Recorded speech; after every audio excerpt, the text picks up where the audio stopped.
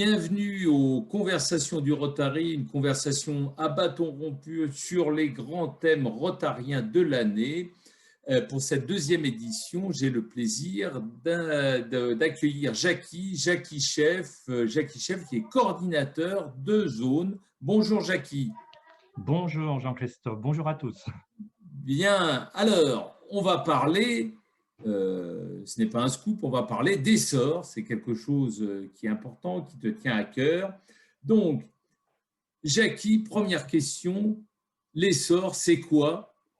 Qu'est-ce que c'est par rapport notamment à l'effectif? Moi, j'ai toujours entendu parler d'effectif. Maintenant, on parle d'essor. Est-ce la même chose ou différent? Alors, c'est vrai qu'on parle plutôt d'essor maintenant, mais c'est pour dire que l'essor, finalement, c'est un Rotary qui évolue, des clubs qui bougent, des clubs qui sont attractifs, qui animent leurs membres, qui recrutent, qui sont liés à leur environnement, comme par exemple à leurs bénéficiaires. Alors, à la différence du mot effectif, on parle là d'une dynamique de club qui doit conduire à leur développement, ou à la création de satellites, à la création de nouveaux clubs, tout simplement un Rotary vivant. Un Rotary vivant. Alors, un Rotary vivant, c'est important. C'est pour ça qu'on en parle beaucoup. Pourquoi c'est si important pour notre... Alors que dit vivant, il faut qu'on vive. Eh bien oui, il faut qu'on vive pour ne pas mourir. Alors, Et on voilà. peut dire à ce sujet-là que le Rotary est plus que centenaire et ses membres sont vieillissants. Et ça fait dire, on arrive peut-être à la fin de ce mouvement parce que nos membres vont disparaître petit à petit. Là, il y a vraiment une remarque que l'on peut faire en regardant ce qui se passe dans tous les clubs, dans les districts, c'est que la majorité de nos départs, et vraiment c'est mesuré, plus de 50% des départs d'un club sur une année ne sont pas les anciens, ce ne sont pas eux qui font la grande perte d'effectifs, ce sont des membres de 3 à 5 ans d'ancienneté. Et donc, on a certainement à nous focaliser sur l'implication, l'intégration des membres, et on recrute tout de même beaucoup, mais on perd plus que l'on ne recrute. Au total, impliquer, former, fidéliser, au total, disons, faire du Rotary au Rotary. Tout à fait. Et alors, dans la zone 13, est-ce qu'on est plutôt bon, moins bon? Est-ce que le Covid a une incidence sur Ben, nos Covid, effectifs? Covid, Jean-Christophe, nous a fait peur à tout le monde, et y compris dans la Exact. gestion des effectifs. Que va-t-il se passer? Les clubs se réunissent-ils? Eh bien, aujourd'hui, moi, je peux dire que, en observant les statistiques, mois par mois, on est comme au creux d'une vague, voire en redémarrage. On verra bien au 30 juin. Mais aujourd'hui, il y a de plus en plus de districts qui, d'un mois à l'autre, ont une croissance. On n'a pas encore récupéré la perte de 400 membres cumulés depuis le 1er juillet, mais on est en début de croissance pour presque la moitié des districts. Et ceci, c'est vraiment encourageant.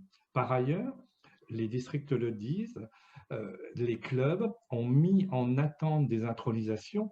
Moi, je leur dis, mais faites-le, intronisez maintenant, utilisez les vidéos de Marc Maloney pour les introductions, les intronisations virtuelles. Mais on nous dit, il y a des membres en attente dès la fin du confinement, qui devrait arriver avant la fin juin. On va avoir des recrutements, des créations de clubs. Donc, on peut se dire, dans une situation vraiment dynamique, peut-être grâce à Covid d'ailleurs, où on est apparu sur le terrain, où on a pu convaincre des personnes d'une action simple et utile que nous menions, qui ont attiré des potentiels, des candidats vers nos clubs. Et aujourd'hui, le sentiment est que nos effectifs vont retrouver une croissance après une descente assez importante, seule question pouvant rester étant le réel retour de ceux qu'on ne voit plus en ce moment, une fois la réouverture des clubs en présentiel. C'est vrai que c'est quand même, alors là, c'est quand même une bonne nouvelle, surprenante. On ne s'attend pas tout à fait à ça. Un peu comme au rugby, comment on peut faire pour transformer l'essai, puisque là, on est dans une bonne dynamique. Quel est le rôle des DG, des GE, des GN, enfin de tout le staff? Alors, le rôle des équipes de district, finalement, animées par le gouverneur pendant l'année, ça va être de remobiliser à la réouverture des clubs, d'inciter les présidents de clubs, ce sont les présidents de clubs, alors proto, qui vont être importants, à ramener tout le monde. Mais on peut évoquer à ce sujet un mot quelquefois tabou au niveau du Rotary, qui est le mot management. On va l'appeler organisation, c'est encore plus simple. C'est-à-dire que la démarche qui fait qu'on anime la dynamique des clubs pour leur fonctionnement, pour leur développement, elle résulte quand même d'une organisation de district. Par exemple, un gouverneur ne fait pas son année pour lui et pour son année. Le gouverneur est l'animateur d'un comité avec son gouverneur élu, nommé, désigné, et c'est vraiment un fonctionnement qui doit être dans la continuité. Ceci est fondamental. Et par ailleurs, le gouverneur passe une fois dans les clubs.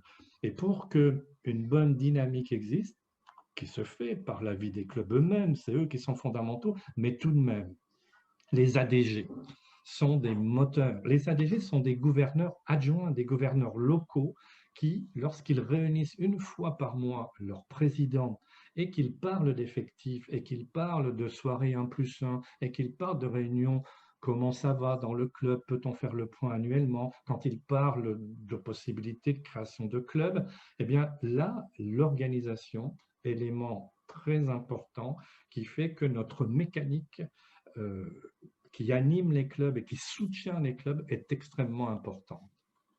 Est-ce que dans cette organisation, on doit inclure les clubs satellites dont on entend beaucoup parler? Alors les clubs satellites, ben, oui, dans notre zone, on en parle beaucoup. On est certainement, c'est sûr même, la zone où il y a le plus de création de satellites, plus de 30 par rapport à l'Allemagne, à l'Italie, par rapport à notre bureau régional de Zurich. Nous sommes les champions. Alors, qu'est-ce que ça veut dire créer un club satellite? Créer un club satellite, c'est mettre relié au club, c'est-à-dire légèrement séparé mais relié au club, une entité du club à laquelle on va laisser une certaine souplesse, une certaine liberté. Le mot souplesse est souvent répété maintenant au Rotary. Eh bien, c'est donner une certaine souplesse à une partie de membres d'un club par rapport à son rythme de réunion, son mode de réunion, aux tarifs, aux actions.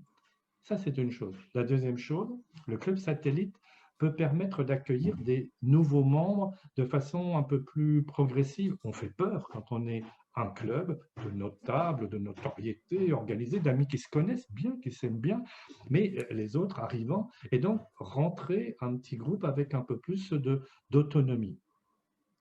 Les clubs satellites pourraient être une composante durable, permanente, comme notre Terre en a un, hein, et les autres planètes, une composante durable des clubs parce que l'ensemble donne une dynamique et une souplesse. Effectivement, souplesse, c'est un mot important.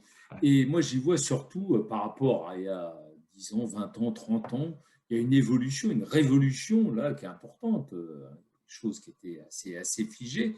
Alors, Jackie, quelle est la prochaine révolution? On a les clubs satellites, qu'est-ce qu'on va avoir maintenant?